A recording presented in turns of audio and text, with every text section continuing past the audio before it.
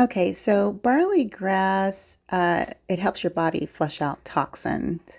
It's packed with chlorophylls and vitamins, especially vitamin B, and all the things that help your body make energy.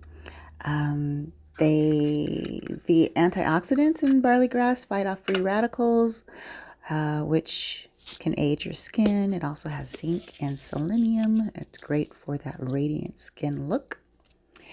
This barley grass is amazing. I mean, look at this color.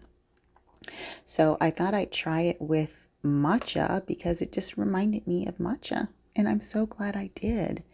The combination was wonderful. Having the barley in there didn't interfere with my bubbles, making matcha. The taste was on point, delicious.